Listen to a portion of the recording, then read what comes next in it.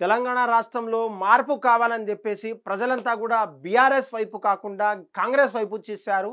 ఆ యొక్క చూసినటువంటి ఎడల తర్వాత కూడా భారీ మెజార్టీతో కాంగ్రెస్ ప్రభుత్వం అధికారంలోకి ఎక్కింది తెలంగాణ రాష్ట్రంలో. అది కాస్త కొంచెం నెగటివ్గా పోతుంది. బీసీల పట్ల, దళితుల పట్ల, ఎస్టీల పట్ల, ఎస్సీల పట్ల, లేదంటే మైనారిటీ వర్గాల పట్ల కూడా తెలంగాణ రాష్ట్రంలో కాంగ్రెస్ ప్రభుత్వం పాలిస్తున్నటువంటి 6 గ్యారెంటీలు ప్రామిస్ చేసినటువంటి అంతా కూడా మైనస్కి వెళ్తుందని చెప్పేసి అధికారంలో మళ్ళీ రావడం అసంభవం అని చెప్పేసి కూడా బాంబు పేల్చినటువంటి జాతీయ అధ్యక్షుడు మల్లికార్జున ఖర్గే. ఇది నేను నువ్వో చెప్తున్నటువంటి విషయం కాదు.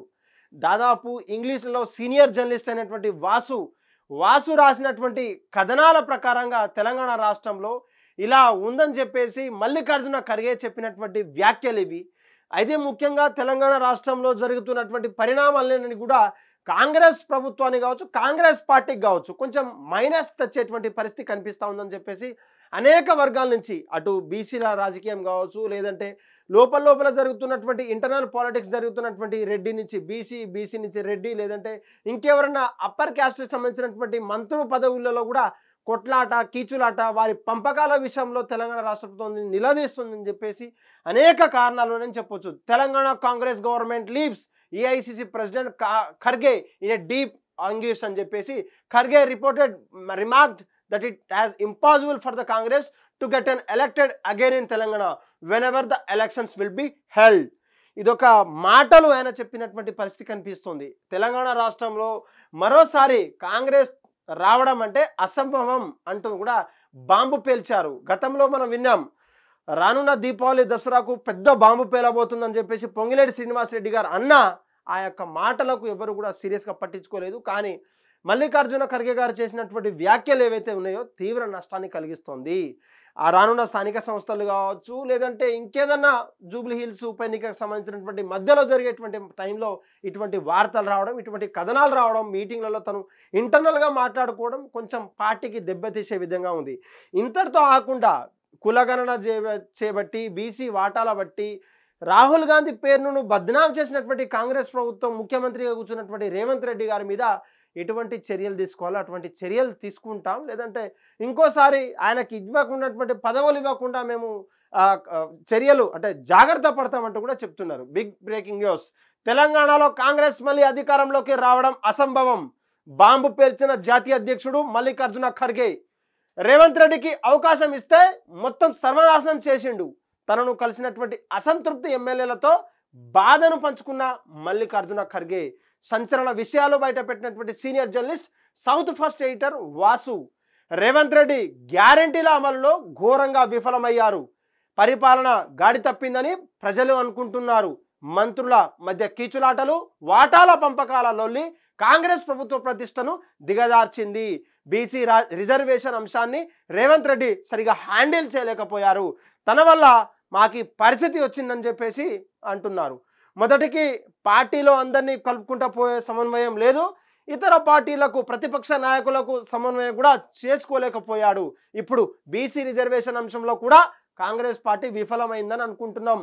అదేవిధంగా బీసీ రిజర్వేషన్ సంగతి కూడా ఇప్పటికీ బీసీ రిజర్వేషన్ అంశంలో కూడా కాంగ్రెస్ ఫెయిల్ అయిందని చెప్పేసి సంకేతాలు ప్రజల నుంచి వెళ్తున్నాయి. ఇది పార్టీకి కావచ్చు, తెలంగాణ రాష్ట్రంలో ఉన్నటువంటి కాంగ్రెస్ పార్టీకి తీవ్ర నష్టం కలిగించేటువంటి అంశం. మొదటి నుండి కాంగ్రెస్ పార్టీకి దన్నుగా ఉన్నటువంటి రెడ్లు, దళితులు ఈ యొక్క అంశం పట్ల మనకు దూరం అయ్యారు. పోనీ బీసీల రిజర్వేషన్ ఎత్తుకున్నాం కాబట్టి బీసీలు ఏమైనా దగ్గర అయ్యారా అంటే అది లేదు.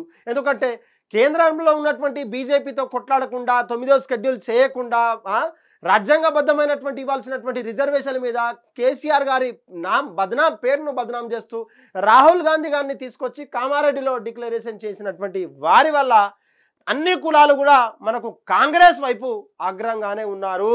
అనవసరంగా రేవంత్ రెడ్డి ఇందులో రాహుల్ గాంధీ పేరు లాగారు. అది కూడా రాహుల్ ఇమేజ్ని కూడా డ్యామేజ్ చేసే విధంగా ఉందని చెప్పేసి మల్లికార్జున ఖర్గే సీక్రెట్గా అక్కడ ఉన్నటువంటి దాదాపు పార్టీ ఫిరాయించినటువంటి ఎమ్మెల్యేలతో, ప్రతినిధులతో చెప్పుకున్నటువంటి విషయాలట ఇవి. అది నేను నువ్వో చెప్పడం కాదు. సౌత్లో ఉన్నటువంటి సీనియర్ జర్నలిస్ట్ అయినటువంటి వాసు గారు చేసినటువంటి కథనం ప్రకారం తను రిలీజ్ చేసినటువంటి ఒక ఆర్టికల్ ఇది. South first on behalf of India story అని చెప్పేసి తను రాసినటువంటి సినాప్సిస్ కావచ్చు, తను రాసినటువంటి పబ్లిష్ చేసినటువంటి ఇవాల్టి ఇది కొంచెం వైరల్గా మారిందని చెప్పొచ్చు. Wherever unfulfilled the promises during one such interaction with a small group of MLAs which called on him recently when he is incorrupting the after getting discharged from the hospital. Kharge is understand that have to set the government should adopt time bound methodical approach towards the implementing all the 6 guarantees promised by the Sonia Gandhi.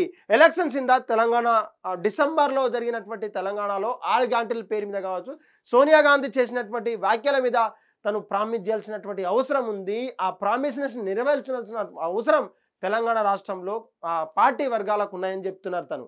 కానీ అవేది పెట్టకుండా లేదంటే ప్రజలను ఇబ్బంది కలిగించేటువంటి అంశాలు ఎన్నో ఉన్నప్పటికీ అటు ఎస్టీలకు సంబంధించినటువంటి భూమి విషయంలో కావచ్చు, దళితులకు ఇవ్వాల్సినటువంటి ఆ బంధు కావచ్చు, లేదంటే వారికి ఇస్తున్నటువంటి 10 లక్షల నుంచి 15 లక్షల అంబేద్కర్ అభయహస్తం ఇచ్చిందని చెప్పేసి ఇంకో దాన్ని కొంచెం పేరు మార్చి అదే ఇస్తామని చెప్పేసి తను ప్రకటించడం కావచ్చు, షాదీ ముబారక్, షాదీ లాంటి సంబంధించినటువంటి మహిళా శక్తికి సంబంధించినటువంటి క్యాంటీన్లకు సంబంధించి అనేక కుంభకోణాలు ఉన్నప్పటికీ ఇంకొకసారి రావాలంటే ఈ ఒక 6 గ్యారెంటీల పట్ల కొంచెం పర్యవేక్షణ అవసరం ఉంది. తెలంగాణ రాష్ట్రంలో కాంగ్రెస్ పార్టీ నాయకులు చేయాల్సినటువంటి అవసరం ఉంది. మీరు ఏమో అనుకుంటున్నారు, రాబోయే స్థానిక సంస్థల్లో కూడా బీసీలు మన పట్ల ఉంటారా ఉండరా అనేది కూడా క్వశ్చన్ మార్క్ వస్తుందని చెప్పేసి ఖర్గే తన నోటి ద్వారా చెప్పడం అయితే జరిగింది. తన నోటి మాటలు అసలు ఆ మాటలు వచ్చినంత కారణం ఏమై ఉంటాయని చెప్పేసి పార్టీ ఫిరాయించినటువంటి ఎమ్మెల్యేలు కూడా అసంతృప్తి వ్యక్తం చేస్తున్నారు. మాకున్నటువంటి పరిచయస్తులు కావచ్చు, మాకున్నటువంటి దగ్గర సంబంధాలు కూడా మేము కలవాలంటే కొంచెం ఇబ్బందిగా ఉంది, మాకు టైం ఇవ్వడం లేదంటూ కూడా కొంతమంది వ్యాపోతున్నారు. మరి ముఖ్యంగా మొన్నటికి మొన్న బీసీ సామాజిక వర్గం నుంచి మంత్రి పదవి ఇచ్చినటువంటి కొండా సురేఖ మీద దంపతుల మీద వాళ్ళ కూతురు మీద చేసినటువంటి అరాచకాలు అంతా ఇంత కాదు. ఏకంగా గన్ను పెట్టి బెదిరించారంటూ వాళ్ళ బిడ్డ సోషల్ మీడియాలో సుస్మిత గారు పదే పదే చెప్పడం, లేదంటే అదే పనిగా తీసుకున్నటువంటి సెటిల్మెంట్ల పరంగా సిమెంట్ కావచ్చు, లేదంటే అనేక సెటిల్మెంట్ దందాలు కావచ్చు, మేడారం ప్రాజెక్ట్ సంబంధించినటువంటి అన్ని ప్రాజెక్టులు కూడా నాకు తెలియకుండా దేవాదాయ శాఖకు సంబంధించినటువంటి మినిస్టర్ నేను ఉన్నప్పటికీ నాకు తెలియకుండా ఫైళ్ళు కావచ్చు, అక్కడ ఉన్నటువంటి ప్రాజెక్ట్స్ అంతా కూడా వేరే ఒక మినిస్టర్కి ఎందుకు ఇస్తున్నారు, నా వెనకాల ఏం జరుగుతుందని ఒక మినిస్టర్, ఒక మహిళా మినిస్టర్ అడుగుతుంటే తనకు న్యాయం చేయలేనటువంటి గవర్నమెంట్, తనకు న్యాయం చేయలేనటువంటి కాంగ్రెస్ ప్రభుత్వాన్ని ఎలా ఎండగడతారో ప్రజలు చూడాల్సినటువంటి అవసరం ప్రజల చేతిలో ఉంది. మార్పు కావాలని చెప్పేసి రైతుల నుంచి మొదలు పెట్టుకుంటే విద్యార్థులు, నిరుద్యోగులు, ఉద్యోగులు అంతా కోరుకున్నప్పటికీ అటు ఉద్యోగులకు కావచ్చు, నిరుద్యోగులకు కావచ్చు, స్టూడెంట్స్కి కావచ్చు, లేదంటే ఇతర వాళ్ళకి ఏదైనా కూడా ఎక్కడ కూడా సాయం అందించలేదు. మేమంతా కూడా తీవ్ర అసంతృప్తం ఉన్నామని చెప్పేసి ఒక వార్తా కథనం మనకు తెలియజేస్తూ ఉంది. ఏదేమైనప్పటికీ బాంబు పేలింది, బాంబు పేల్చబోతున్నాం చెప్పేసి పొంగులేటి శ్రీనివాసరెడ్డి గారు దసరా దీపావళి వరకే వచ్చే వరకు మీ బాంబు పేలుతాయని చెప్పేసి ఎంతమందికి అయితే భయపడ్డారో ఇప్పటిదాకా అయితే ఏ బాంబు పేల్చలేదు అని చెప్పేసి బీఆర్ఎస్లో ఉన్నటువంటి వర్కింగ్ ప్రెసిడెంట్ కేటీఆర్తో సహా అన్ని మంత్రులు, మాజీ మంత్రులు కూడా చెప్పారు. ఎందుకంటే బీఆర్ఎస్లో ఉన్నటువంటి టైంలో మంత్రులు హేమాహేమీలు ఉన్నా కూడా సరే రాజకీయంలో అంతా అంటే హెచ్చు తగ్గులు అంతా కామనే అంటూ ప్రజలు ఇచ్చినటువంటి అవకాశాన్ని, ప్రజలు ఇచ్చినటువంటి నిర్దేశాన్ని, ప్రజలు దిశానిర్దేశం చేసినటువంటి ఆ పదవి కూడా మాకంతా ఓకే, ప్రతిపక్ష పార్టీలో ఉన్నా కూడా ప్రతిపక్షంలో ఉన్నా కూడా మేము ప్రజల తరఫున గవర్నమెంట్ ఎండగట్టేటువంటి ప్రయత్నంలో ఉంటాం తప్ప మేము ఎక్కడ కూడా తగ్గేదే లేదంటూ కూడా చెప్తున్నారు. ఈ యొక్క పూర్తి అంశం చూసుకుంటే రానున్న స్థానిక సంస్థల్లో కావచ్చు, లేదంటే అసలు స్థానిక సంస్థలో రిజర్వేషన్ మెడకు చుట్టుకుంది. దాదాపు 42%తోనే రిజర్వేషన్ పోతామంటున్నటువంటి కాంగ్రెస్ నేతలు కేవలం పాత పద్ధతి ఏదైతే 37, 33, 32% సంబంధించినటువంటి దాంతోటే, లేదంటే కొంతమంది చెప్తున్నటువంటి 27, 33, 32 ఉన్న బీసీలకు 27% ఇచ్చారని చెప్పేసి కాంగ్రెస్ నాయకులు చెప్తున్నారు బీసీల పట్ల. ఆ రిజర్వేషన్తోనే మీరు ముందుకెళ్ళాలి, స్థానిక సంస్థలకు మేము ఎక్కడ బ్రేక్ వేయలేదంటూ కూడా హైకోర్టు నుంచి మొదలు పెడితే సుప్రీంకోర్టు దాకా మొట్టికాయలేసినటువంటి పరిస్థితి బీసీ రిజర్వేషన్ మనం తెలుసు.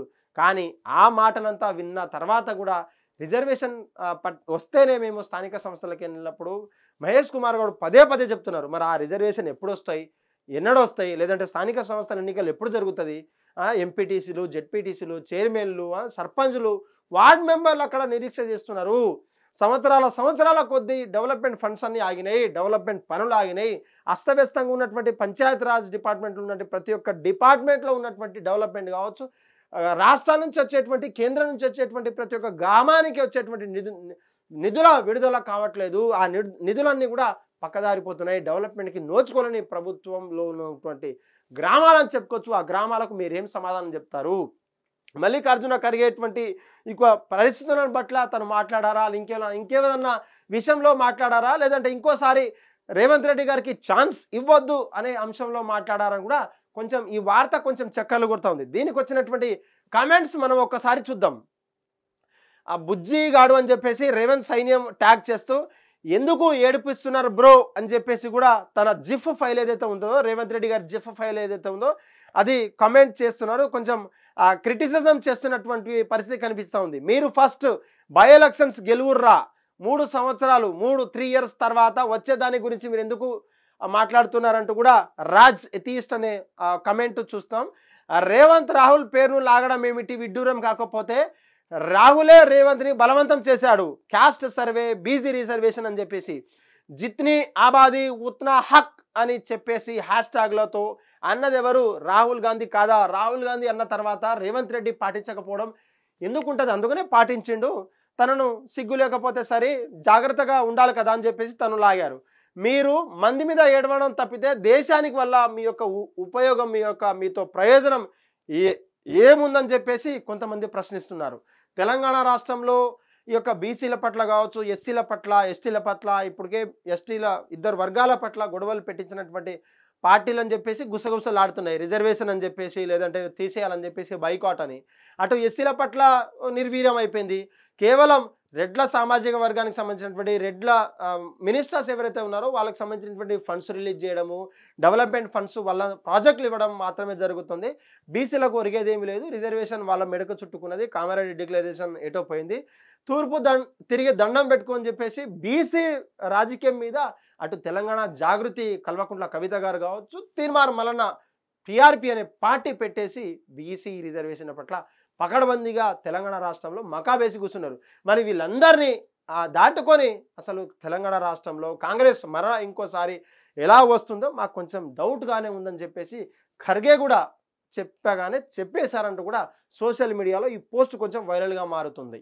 హిట్ టీవీ యాప్, ఇందులో short news, live news, entertainment shows, movies, digital magazines తో పాటు మీ జిల్లా వార్తలను కూడా ఫ్రీగా చూడొచ్చు. ఇంకెందుకు ఆలస్యం, వెంటనే హిట్ టీవీ యాప్ ని డౌన్లోడ్ చేసుకుని ఫ్రీగా ఎంటర్టైన్మెంట్ పొందండి. Hit TV app, hit TV app, please download hit TV app. Hit TV app ని ఫ్రీగా డౌన్లోడ్ చేసుకుని ఎంజాయ్ చేయండి. మీకు నచ్చిన ఎంటర్టైన్మెంట్ కోసం హిట్ టీవీ యాప్ ని ఫ్రీగా డౌన్లోడ్ చేసుకుని ఎంజాయ్ చేయండి. హిట్ టీవీ యాప్ ని డౌన్లోడ్ చేసుకుని ఆస్వాదించండి, ఆశీర్వదించండి. ఇంతమంది సెలబ్రిటీలు హిట్ టీవీ యాప్ ని డౌన్లోడ్ చేసుకోండి అని చెప్తున్నారంటే ఎంత మంచి యాప్ ఆలోచించండి. అమెరికా అమెరికా అమెరికా అమెరికాలో చదవాలనుకునే వాళ్ళకి విశ్వసనీయమైన పేరు మన శౌర్య కన్సల్టెన్సీ. UK లో 1 year masters, UK లో 1 year masters, 2 years work permit up to 5 years visa. Contact Saurya Consultancy. Contact 89851 89851.